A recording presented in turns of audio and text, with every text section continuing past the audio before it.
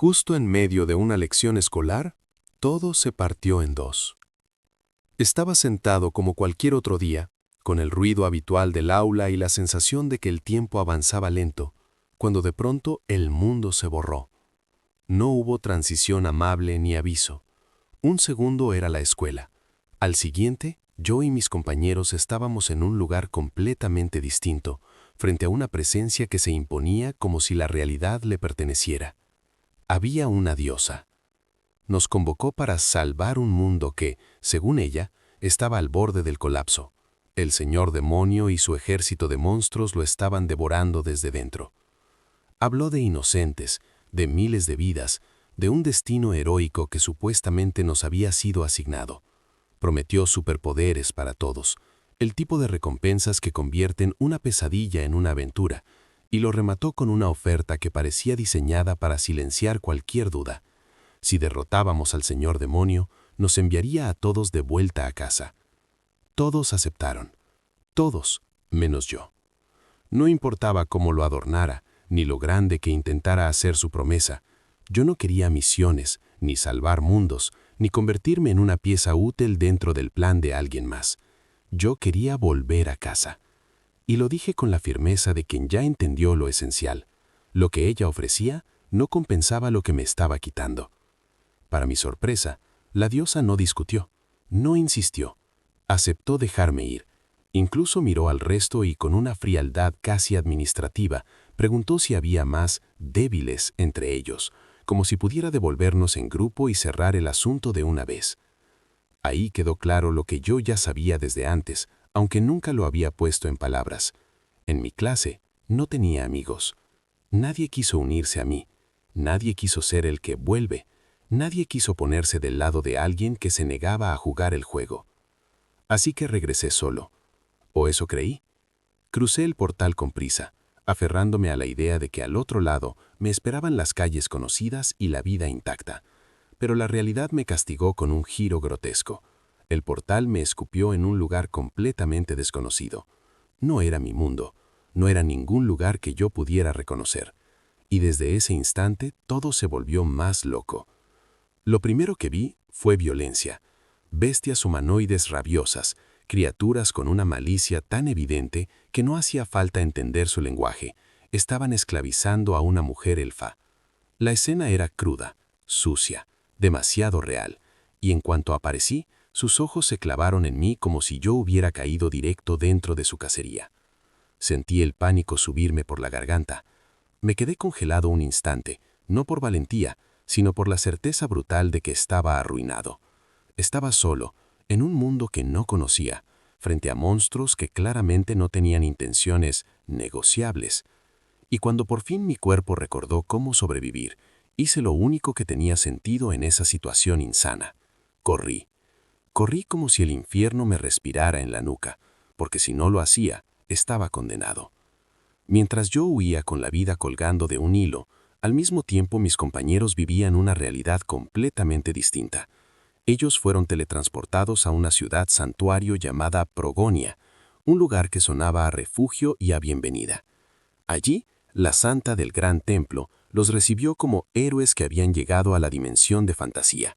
No estaban solos, varios otros dioses también estaban presentes, observando, evaluando, como si el destino fuera un espectáculo reservado para espectadores divinos. La santa se presentó y les dijo que los había estado esperando, guiada por un oráculo de la diosa.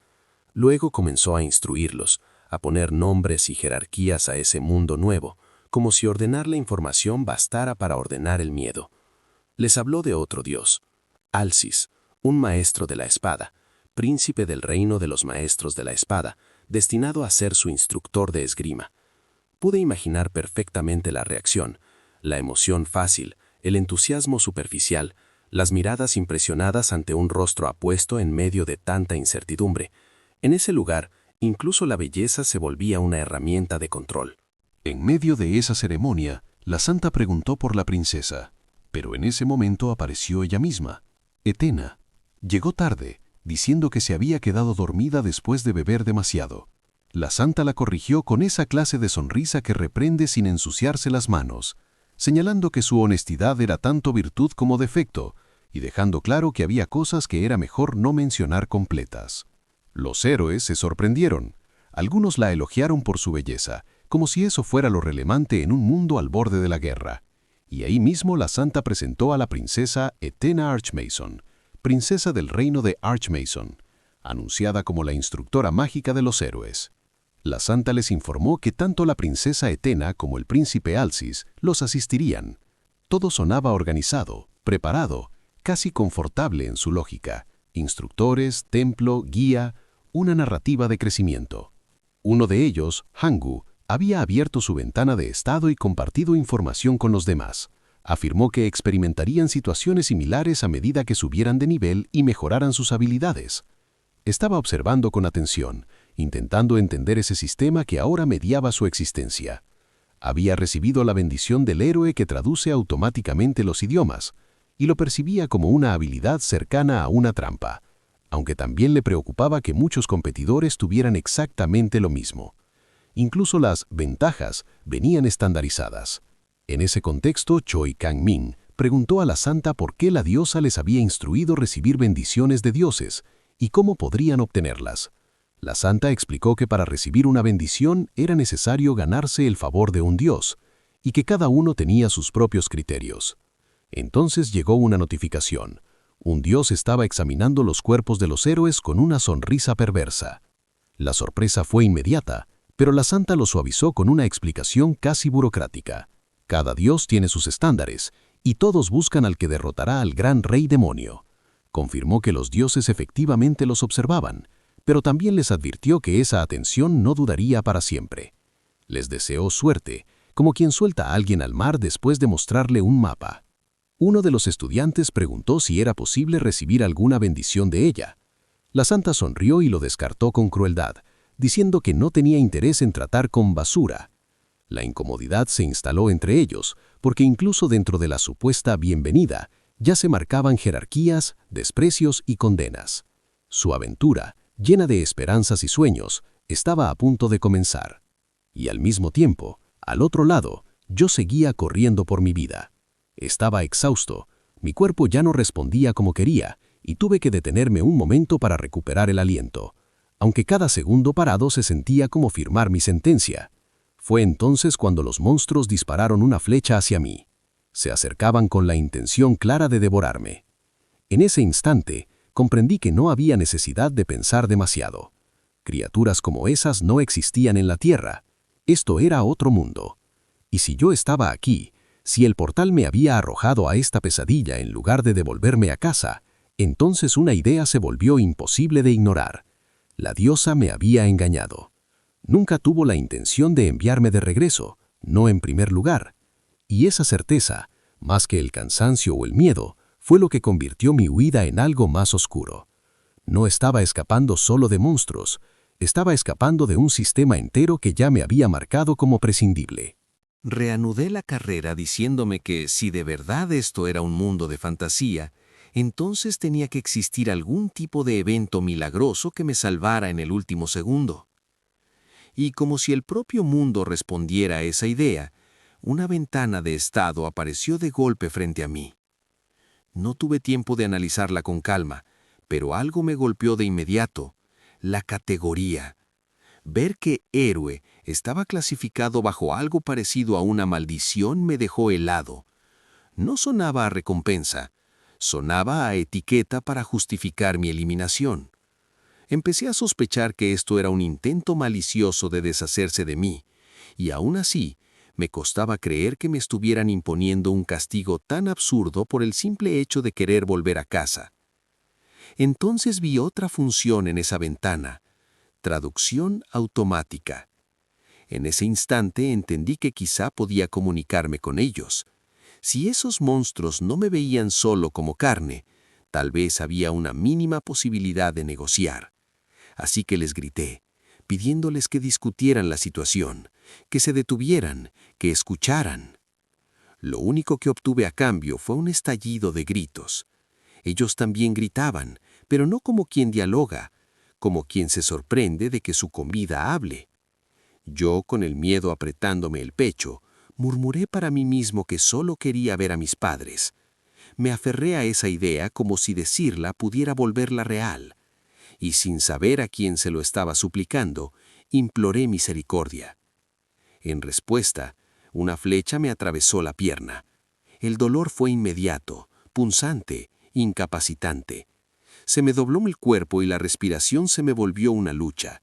Pero antes de que pudiera desplomarme del todo, noté algo más. Numerosas hadas estaban disparando flechas contra los monstruos.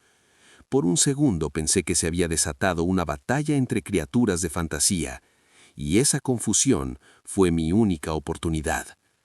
Apreté los dientes, arrastré la pierna herida y escapé. El dolor me vencía por momentos, y en medio de esa humillación juré que nunca más volvería a rezarle a esa diosa. Si esto era su regreso a casa, entonces sus promesas no valían nada. Mientras me alejaba como podía, sentía algo peor que los monstruos, la sensación de estar siendo observado. Y no fue solo una intuición. Una notificación apareció, clara, inevitable. Un dios específico me estaba mirando. Mi primera reacción fue un rechazo seco.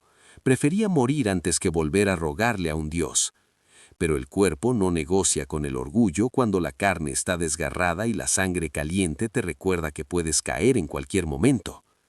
De repente percibí que ese dios se acercaba, y mi resistencia se quebró por necesidad. Sin entender qué estaba pasando, terminé suplicando ser salvado. Entonces ocurrió algo extraño.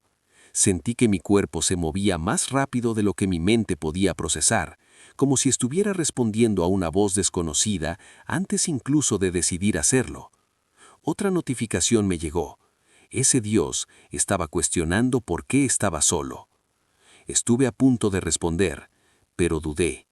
No podía decir la verdad sin saber quién era realmente esa voz. Me pregunté si pertenecía a la misma diosa que me había enviado al desastre, o a alguno de sus aliados, y desesperado, volví a suplicar por salvación.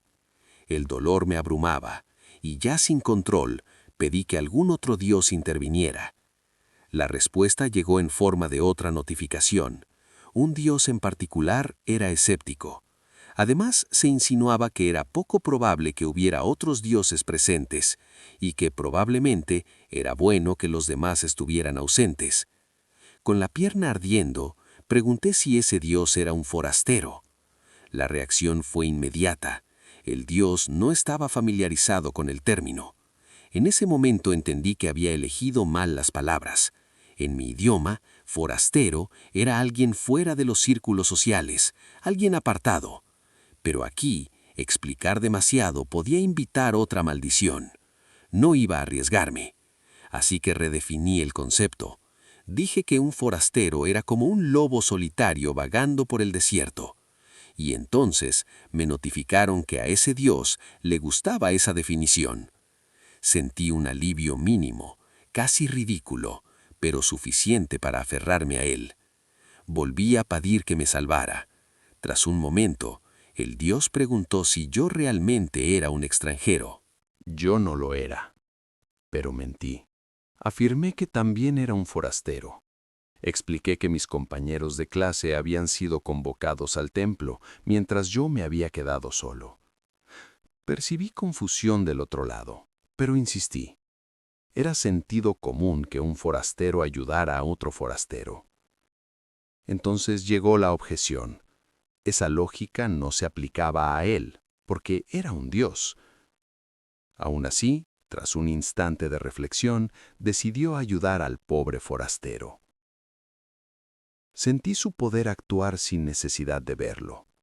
La flecha salió de mi pierna como si la realidad cediera por voluntad ajena.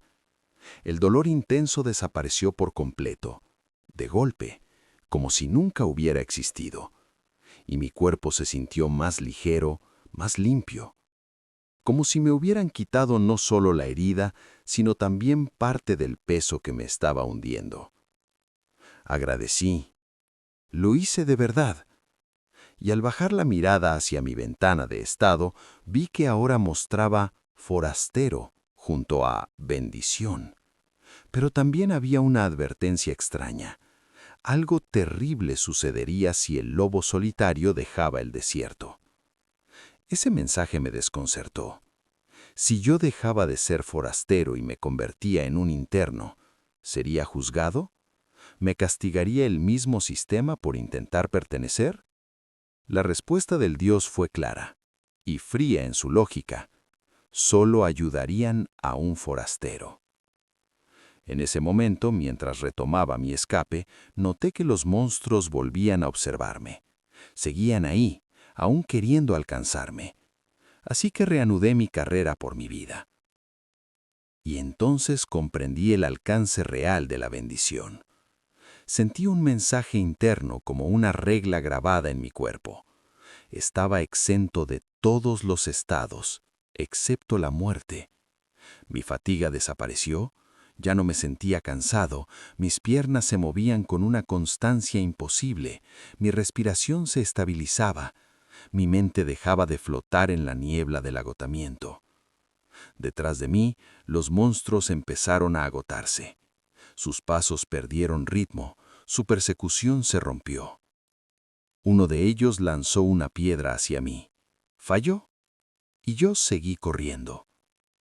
En silencio agradecí al Dios otra vez, mientras me sentía rejuvenecido, como si alguien hubiera reescrito las condiciones de mi existencia. Más tarde recibí otra notificación. No moriría por una simple piedra. Volví a expresar gratitud, porque esa certeza era también un arma. Y finalmente, después de correr y correr con un cuerpo que ya no aceptaba límites normales, llegué al borde de un acantilado. El mensaje encajaba con lo que ya estaba sintiendo en el cuerpo. Todos los estados, excepto la muerte, se restablecerían. Entendí la implicación con una claridad brutal. Mientras no me mataran en el acto, incluso las heridas críticas terminarían sanando. No era inmortalidad, pero sí una trampa absurda contra el desgaste, como si el mundo me permitiera seguir avanzando siempre que no cayera de golpe. Con esa idea clavada en la mente, me asomé al borde del acantilado y en un momento de incertidumbre real, le pregunté al Dios si sobreviviría a una caída desde esa altura. La respuesta fue inmediata.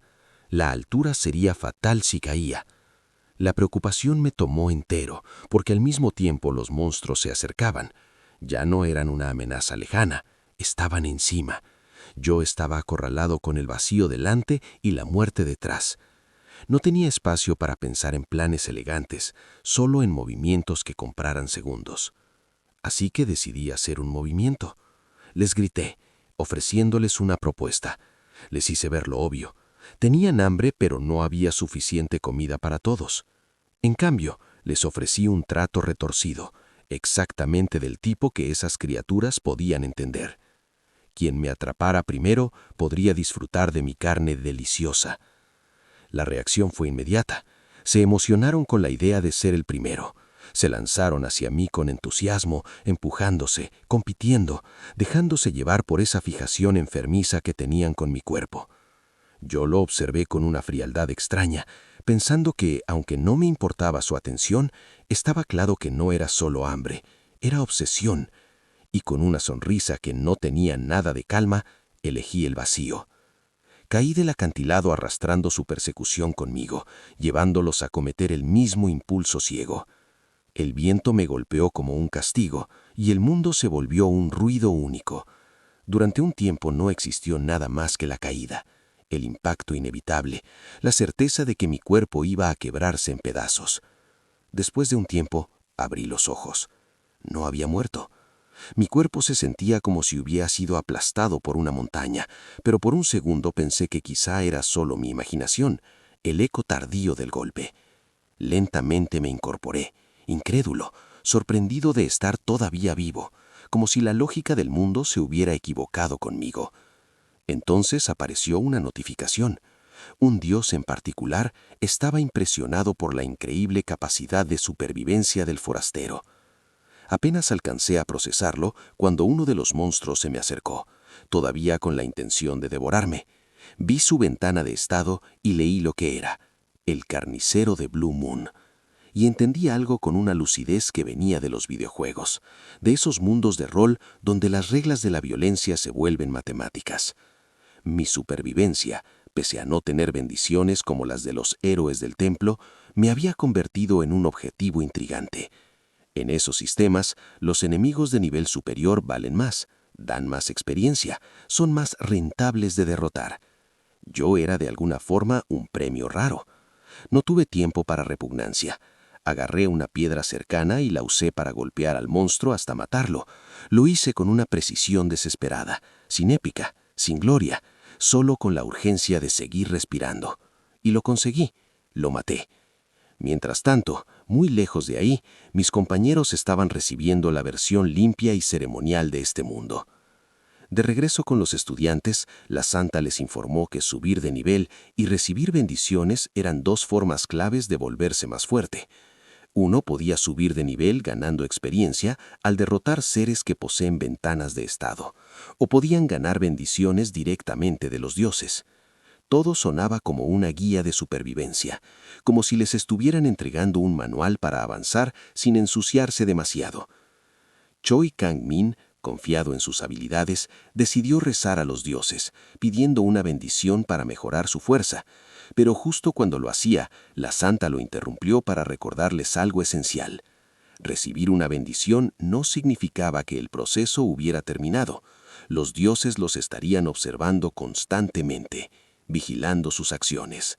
Yuborra levantó la mano con confusión y preguntó si eso significaba que los dioses los vigilarían todo el día, todos los días.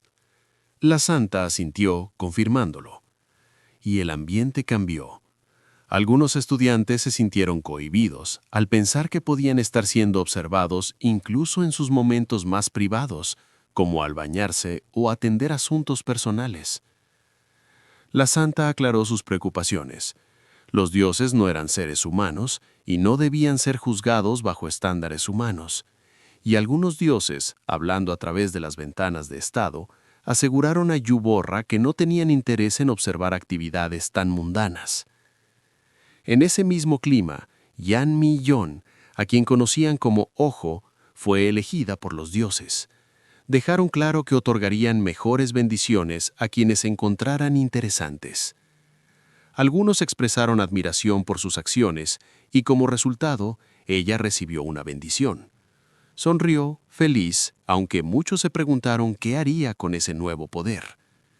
La respuesta se volvió evidente cuando la bendición se manifestó como encanto, un poder que hacía que su cuerpo emitiera una fragancia cautivadora, aumentando constantemente las probabilidades de atraer al género opuesto.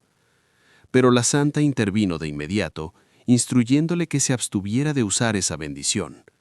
Yan protestó, admitiendo que no sabía cómo detener el efecto.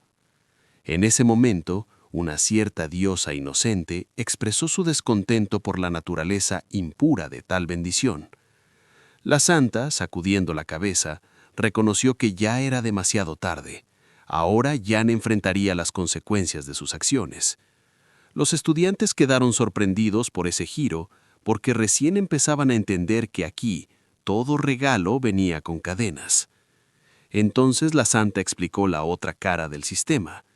Si bien los dioses podían otorgar bendiciones, también tenían el poder de echar maldiciones sobre los héroes que consideraran indeseables. Yan, sorprendida, admitió que no sabía que eso era posible. La santa explicó que estaba a punto de informarles ese detalle crucial. Y cuando el castigo comenzó a hacer efecto, Yan gritó de dolor. Ella se disculpó, pero la santa dejó algo claro. Una vez que un héroe recibe una bendición o una maldición, esa marca permanece hasta la muerte. Además, sus efectos se vuelven más potentes a medida que aumentan el rango y el nivel. Y ese nivel nunca disminuirá. Mientras ellos aprendían esas reglas bajo techo, yo las aprendía de la manera en que este mundo enseña de verdad, con hambre detrás, piedra en la mano y sangre aún fresca en la memoria. Una vez que la maldición ya se había asentado, vi cómo Yan quedaba profundamente preocupada. Aunque yo no estaba allí con ellos, la escena era clara por la forma en que todo ese sistema se imponía sobre los cuerpos. El dolor, incluso en un rango bajo, ya era lo bastante intenso como para quebrar a alguien. Jan temía que en niveles más altos el castigo se volviera insoportable, o peor, fatal. Entonces Etena se le acercó, no con burla ni distancia, sino con palabras que intentaban sostenerla. La alentó a no rendirse y le hizo entender que, en este mundo, las bendiciones podían contrarrestar los efectos de las maldiciones. A medida que Jan subiera de nivel y fortaleciera el cuerpo y la mente, el dolor iría disminuyendo poco a poco. Mientras esa realidad ocurría en el templo, la mía seguía siendo la jungla. Yo continuaba allí, caminando entre vegetación húmeda y sombras largas, intentando entender por qué mi nivel no había aumentado, pese a haber matado a varios monstruos. Me molestaba esa contradicción. Sospeché que podía deberse a una maldición, o quizá a que subir de nivel fuera inherentemente más difícil para mí en este mundo. Nada parecía funcionar como debería. Después de un tiempo, decidí contactar al Dios para obtener cualquier información útil. Como siempre, respondió con esa actitud distante que parecía más una costumbre que una postura. Lo único que hizo fue instruirme para que lo llamara forastero. Esa insistencia me irritó. No por la palabra, sino por la falta total de orientación real.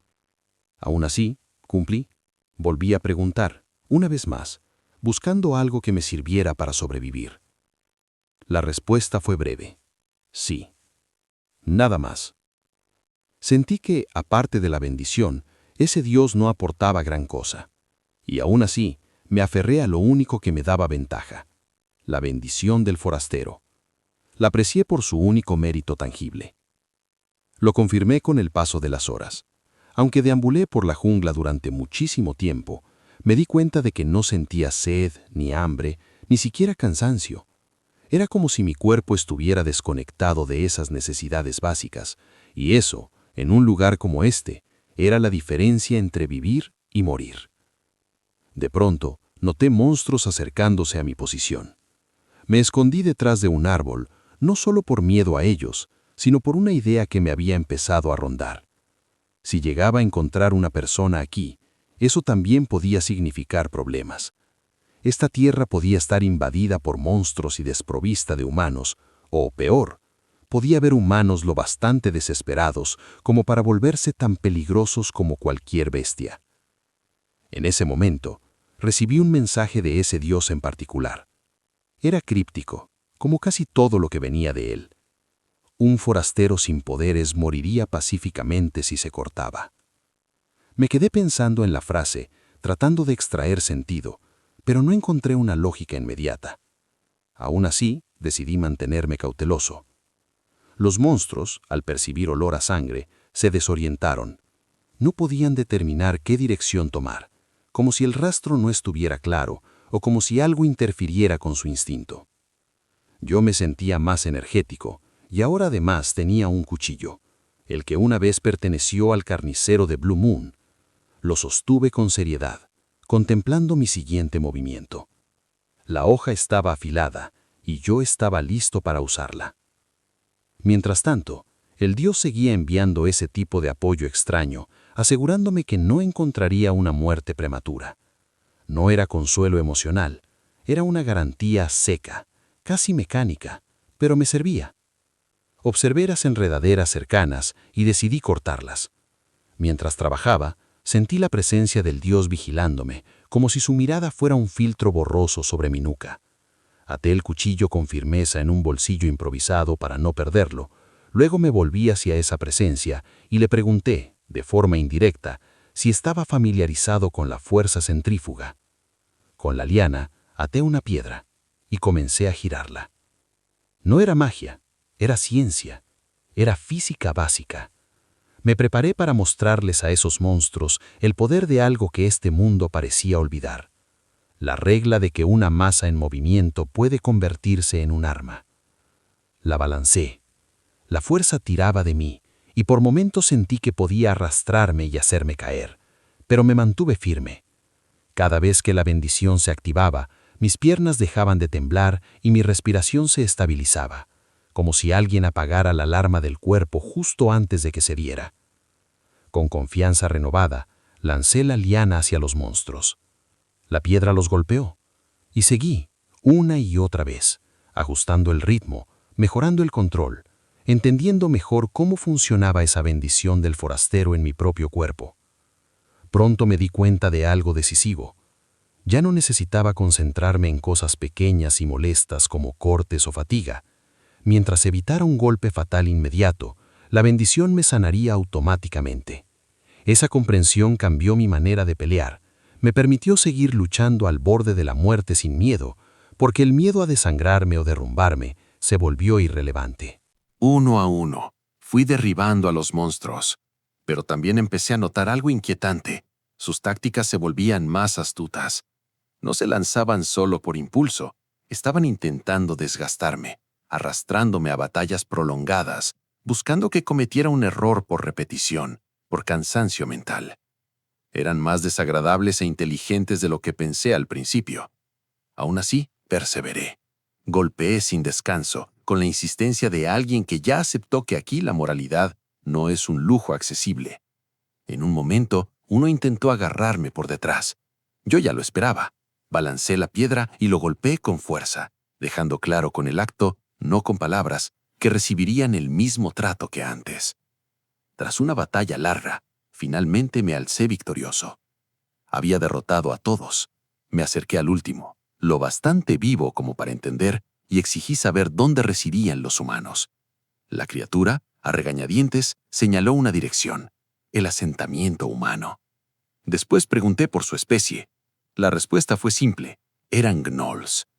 No dudé, lo maté con un golpe final de la piedra. Mientras lo hacía, pensé que si hubieran sido sinceros conmigo, quizá les habría perdonado la vida, pero la verdad era más fría. Yo nunca prometí esa misericordia, y ellos, desde el principio, solo quisieron devorarme. Muy lejos de allí, en el templo, el príncipe Alcis informó a los héroes que el entrenamiento oficial comenzaría el día siguiente. Explicó que él enseñaría esgrima, mientras que la princesa Atena se encargaría del entrenamiento de magia. También dejó claro que los héroes eran libres de elegir el camino que desearan. Entonces Choi levantó la mano y expresó su deseo de inscribirse en ambas sesiones. Alcis reconoció la solicitud, pero advirtió que ambas lecciones eran exigentes y que podía ser demasiado para manejarlo. Luego Hu cuestionó al príncipe, preguntando si sería aceptable saltarse las lecciones por completo. Alcis le aseguró que era libre de tomar sus propias decisiones. El deseo de moverse libremente no tardó en aparecer entre ellos.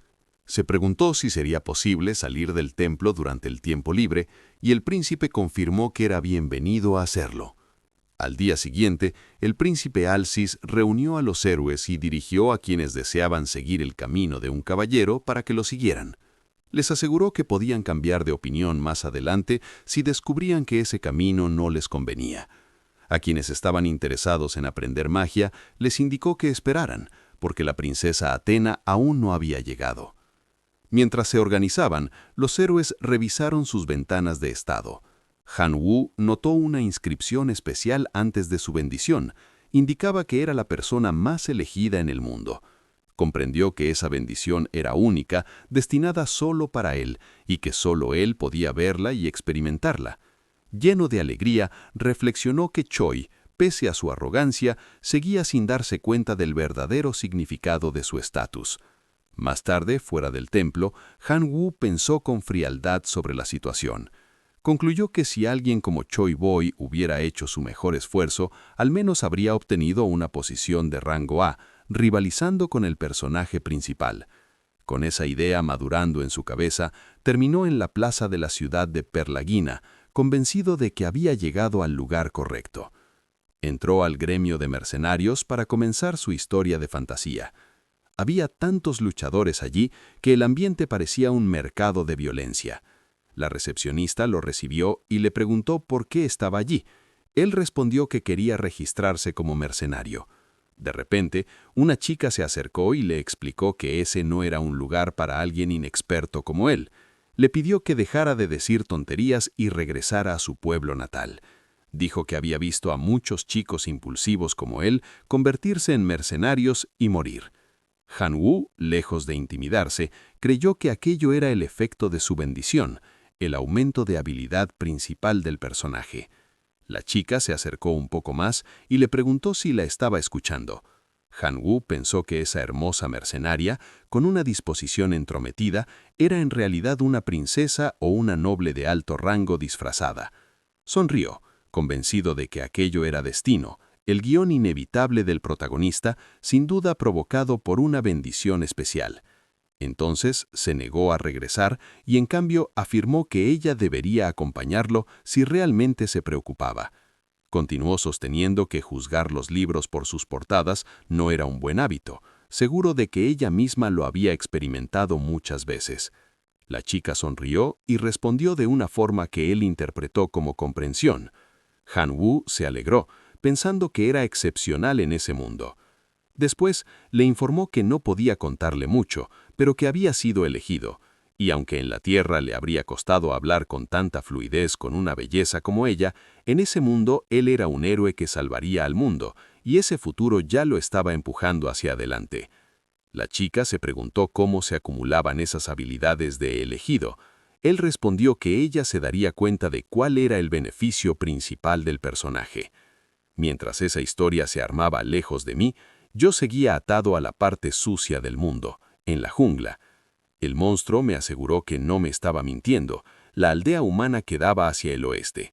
Le agradecí la información y luego lo golpeé con la piedra.